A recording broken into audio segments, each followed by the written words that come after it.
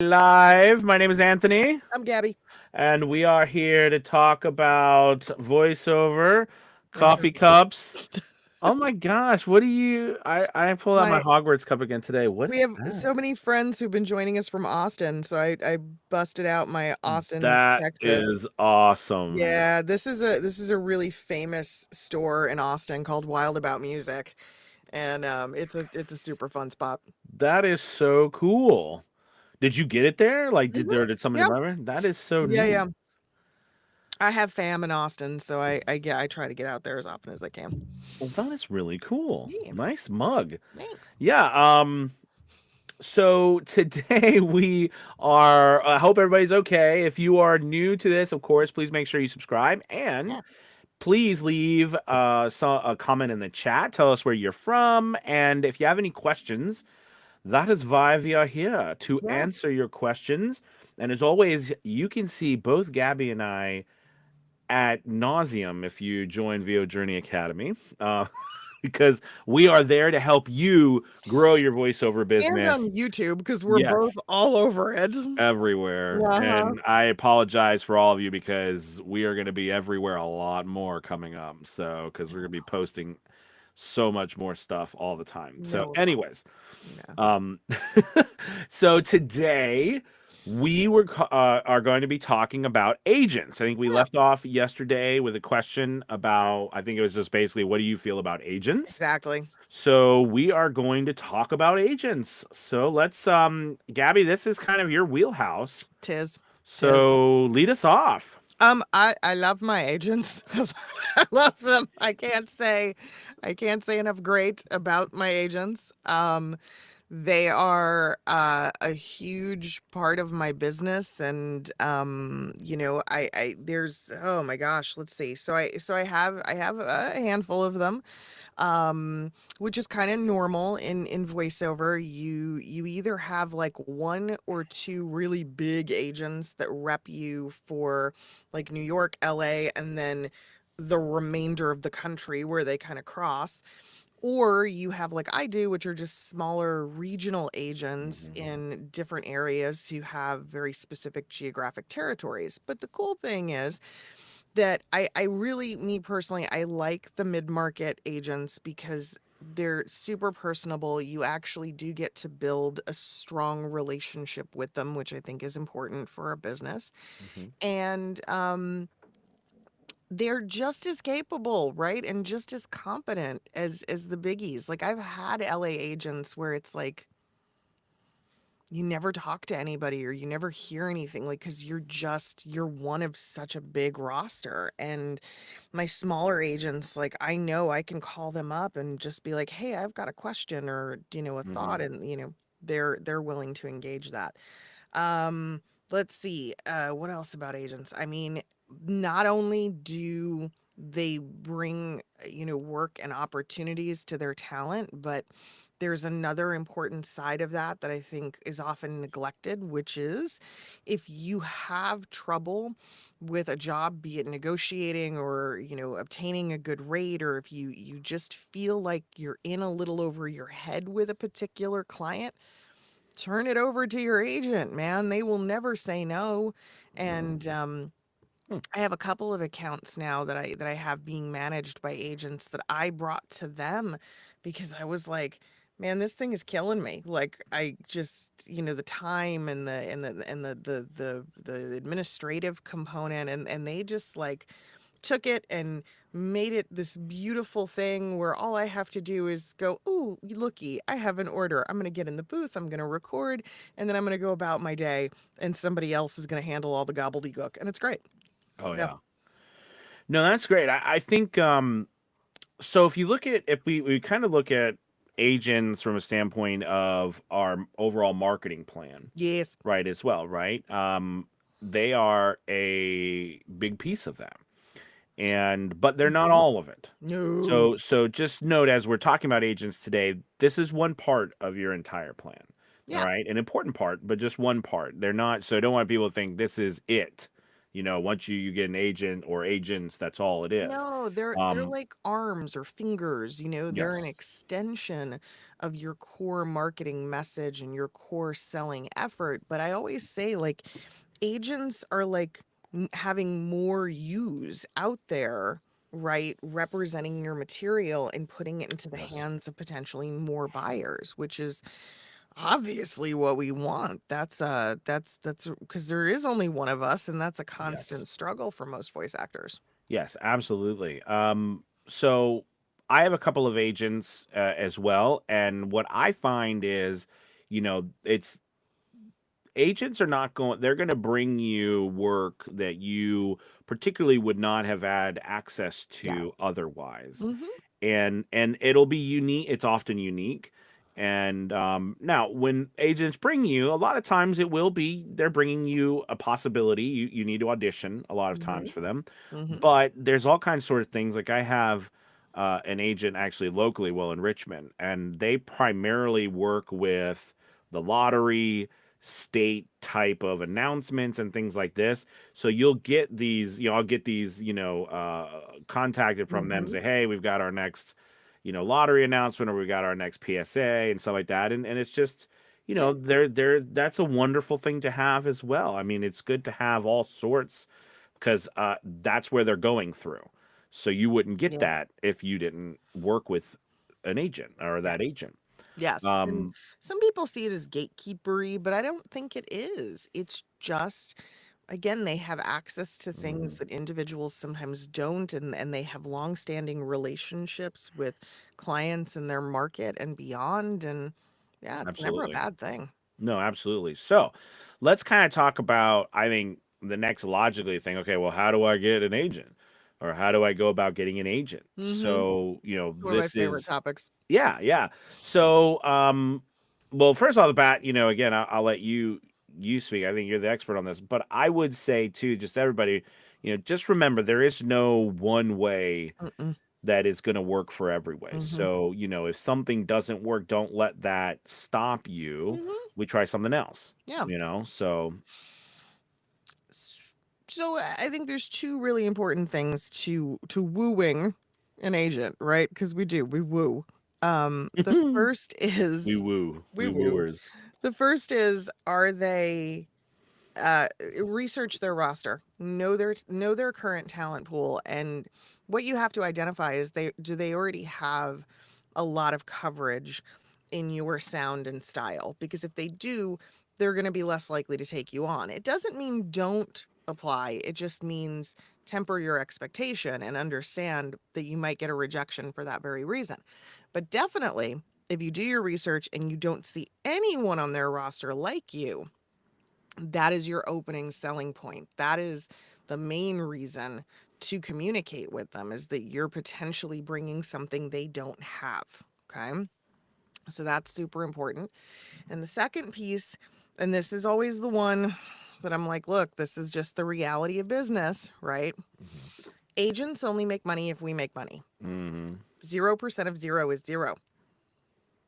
So it is always wise to lead with the money.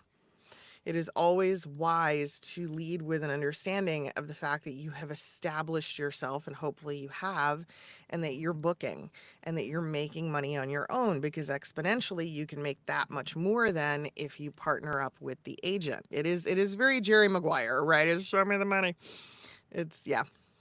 I do think this is where the chicken and the egg, the idea Mhm. of, well, I think I need an agent in order to make money, or an agent, where they're like, well, we want to see you making money before we Mhm. are going to put Yeah. our hat in the ring and spend our Yeah. time in order to make more money. Yep. So you might logically then ask, well, how am I going to, book all this work or whatever when I'm trying to get an agent in order to book work? And I Yeah. think this goes back to the whole idea of what I said in the beginning, right? This is one part of a total marketing plan. Mhm. And agents typically are not the first thing Mm-mm. you're going to go after when Nope. you're starting your voiceover business. No, we have these, we still have these weird like Hollywood leftover, ideas of like, you're gonna move to the big city and get discovered and, Right. it's adorable, but it's just not realistic in today's marketplace. Hmm. Not unless you're coming to the table with something exceptionally unique that again they feel is very, very Right. marketable. Um, but for the most part, yeah, it's just persistence. It Hmm. is running a solid business of your own. It is having a lot of presence. I think that one of the things that often happens with talent agents is the talent that they can't avoid are the ones that they start to consider for their roster, right? Um, so being active on social media, right? Being a name that they're seeing regularly out, that's important. Because that is definitely going to make them pay attention. Yeah, I was gonna say that, I mean, it's funny because you and I have talked about this quite Hmm. often in the past about our today's age Yeah. of social media, how the opportunities for us to get attention, because let's be honest, I mean, the real currency of our day and age is attention. Hmm. Attention is the currency, Yeah. eyeballs. Yeah. And the people who can command that attention can, control the world. And I think that for all these people, including agents or anyone we work with, right, they want to see that you have attention. Hmm. And we're trying to get their attention as well, right? Yeah. Like it's all about attention. So, how we can do that nowadays, right, is being active on these platforms. And I hear a lot of, well, hey, what do I don't know what to post. I'm worried, I'm afraid. And those are it's very valid. I It is. understand. It is. I mean, it's very valid and it can be very scary, especially if you have gotten down some bad areas on social media. You can see how so people can be very mean Yeah. or unhappy, but I think now more than ever it's important that you realize you have to there has to be more than just your name on a list somewhere. There does. There does for I sure. mean, I mean, I actually see castings now. This is new, right? This is a phenomenon of the last decade. We see castings where the specs are things like, we want to see your social media followers. We want to see, right, like minimum requirements because they want less of a voice actor and they want more of like a yeah, like an influencer or so mhm. and when you think about it, right?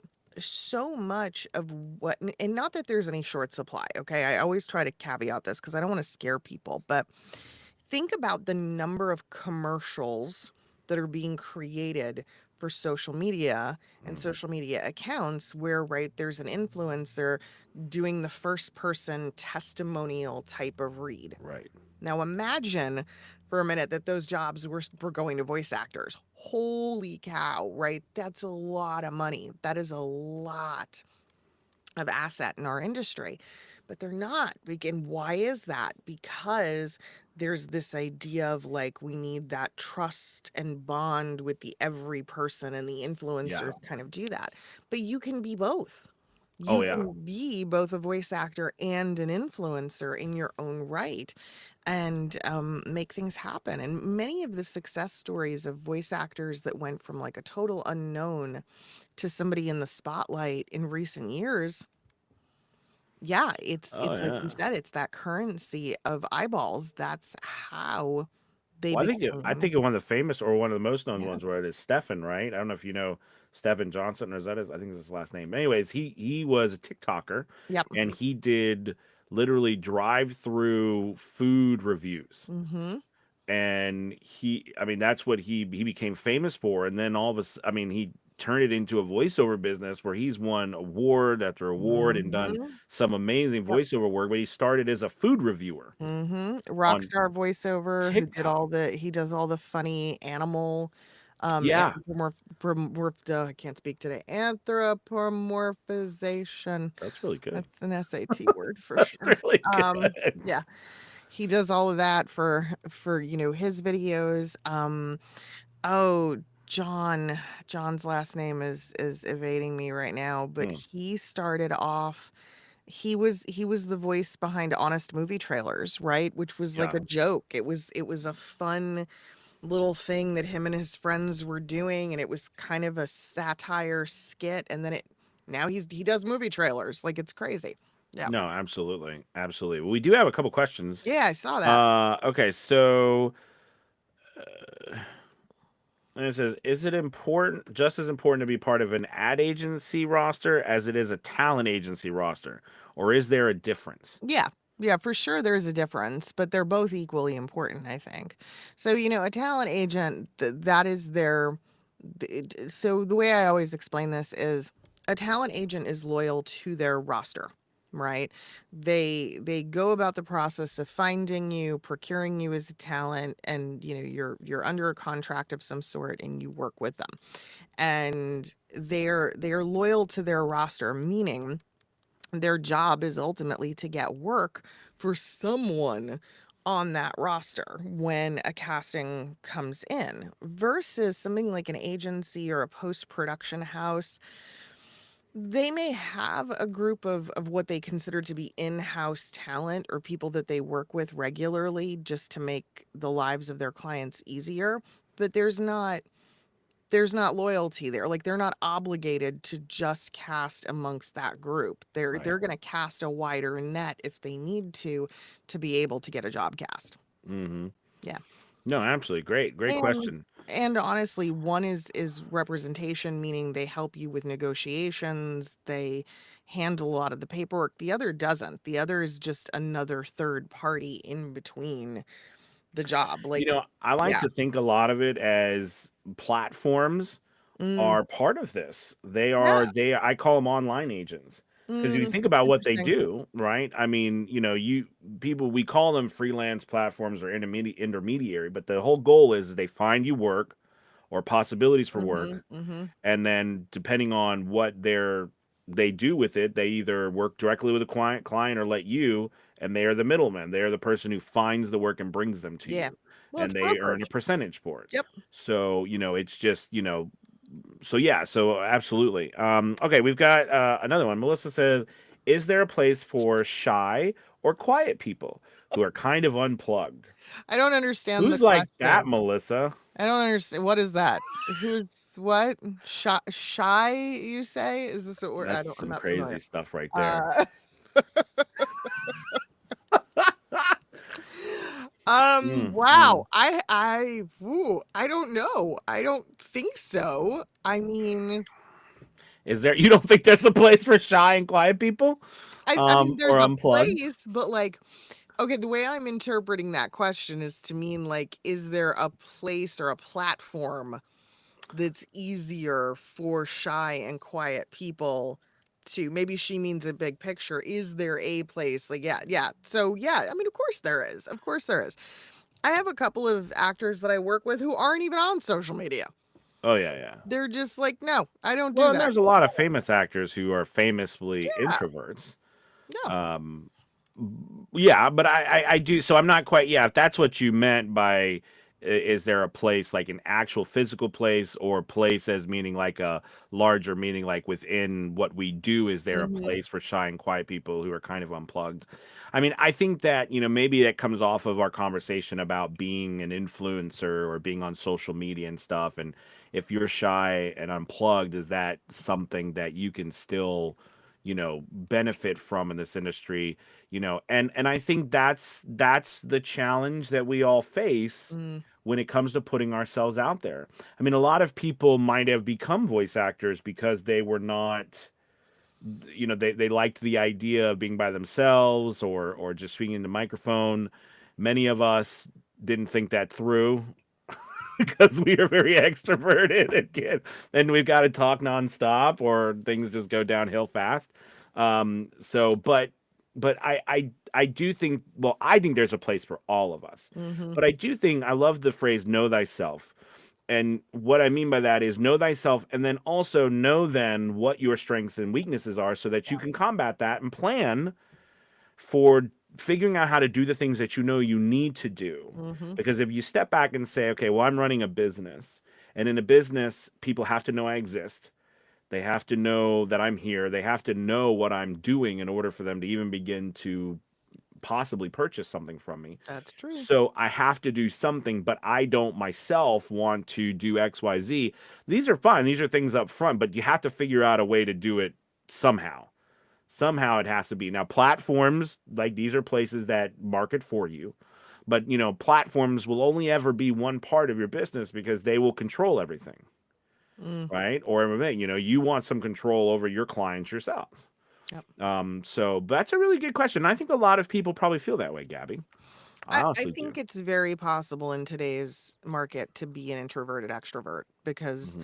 there's so many fun memes and discussions on social media about people who, parody songs, everything from, people who are just like, I no, I don't want to go out. No, I don't want to, accept that invitation. I want to stay home Right. in my comfies and be in bed by 9:30. And I Right. think that that's a viable brand itself. Yeah. Absolutely. And I do so share your introvertedness. Yeah. Be Exactly. extroverted Exactly. about your introvertedness. Yep. I think that's the day and age we live in, Mhm. right? Is people want to feel relate they want to feel like they connect with other people. Just like for example, Relatability, yeah. Alex said, you are very not alone, Mhm. Melissa. It's an amazing thing when you share honesty, right? People flock to you because they feel the same way. Courage, right? I think is what we say, right? Moving forward, even though we might be afraid of what that Mhm. is. So I do think though that thank you for sharing that with us, and I there's always a way. There's always a way to figure it out. But great Definitely. question, you guys. You guys really good today. We're at our end. So I hope you guys have a great Tuesday. It's Tuesday, right? It is Tuesday. Gosh, Tuesday. So May 13th. So don't forget, Mm. check out you want more of Gabby and Anthony as always. VO Journey Academy. We've got cool, great stuff going on over there. So check us out the link below. And we will be back tomorrow. Goodbye, everyone. Bye, guys. Goodbye.